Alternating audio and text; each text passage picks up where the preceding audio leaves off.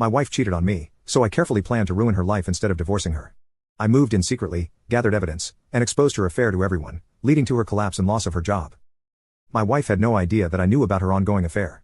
The first thing I did was devise a plan to make her life a living hell. Simply confronting her and divorcing her was too easy. I started by gathering evidence of the affair. I did this using an app that allowed me to spy on her text messages.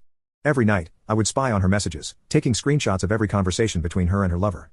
They spoke as if they were in a full-fledged relationship, with romantic and affectionate messages, provocative photos, the whole package. At that point, I moved on to the phase of making her life a nightmare. I began acting extremely cold toward her, which made her paranoid. She constantly asked me if everything was okay, but I ignored her. She tried to talk to me and get me to open up, but I avoided her. I could see that this was affecting her mentally, but I was just getting started. I also started doing things out of the ordinary. I began going out at odd hours and coming home late from work. I was on my phone much more than usual, and when she asked what I was doing, I would simply say stuff and put my phone away. I also changed my login information on everything so she couldn't access any of my accounts. At this point, I informed my best friend, my older sister, and two of my closest friends, including Nina, about what was happening. Take note of Nina, as she'll come into play later. A month of acting cold toward my wife was all it took for her to lose her mind completely. She started texting and calling me much more frequently, asking if I would be home, when I would get home, trying to initiate things in the bedroom, and asking if I was okay every day. I could see that the seed I had planted in her mind the previous month was starting to grow, especially in her communication with her lover, Dave. She was venting to him about her doubts and confusion, and I was watching it all, thanks to the app. She told him that I was becoming cold and distant. In the middle of these interactions with Dave, she suggested they should stop meeting in our house because she had no idea if I might show up suddenly.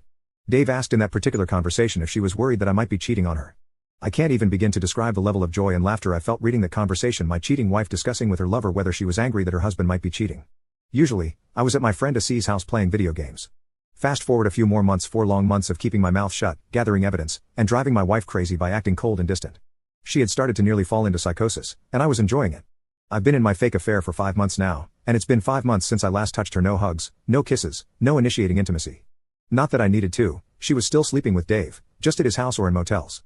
And then, one day, everything exploded. She called me at work, begging me to come home immediately because she had something important to tell me.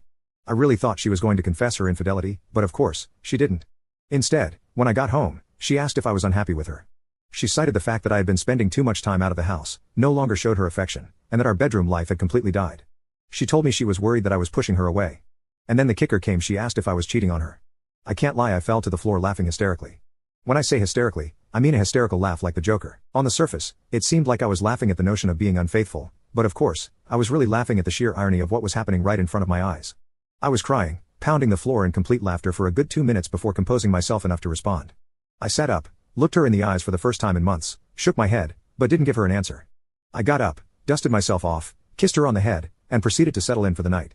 I could hear her start to cry as I walked away, but I didn't care. Later that night, while in my office, I decided that, given the brevity of what had happened, I wanted to see what she was telling him. So, I turned on the app, and sure enough, they were texting in real time. She told Dave that she knew I was cheating on her, that she asked me that night, and that I literally laughed in her face. She told him that I fell to the floor and laughed for about 5 minutes, that I no longer cared about how she felt, and that she didn't know how or why, but that she had already lost me. This is karma. The smile on my face as I read that must have resembled the Cheshire Cats. She was falling apart. Dave tried to console her by saying that if I had cared enough, she wouldn't have had to turn to him to give her what I wasn't giving her. The tone of her replies told me that she was now having doubts about him, too. During all this, I was also carrying out another part of my revenge plan. This part involved getting all my financial matters in order. You see, not long ago, I met with a family lawyer to get the divorce papers ready. With the mountain of evidence I had accumulated up to that point, the overwhelming amount of proof I had gathered. You can click on share and more to see if there is a part 2.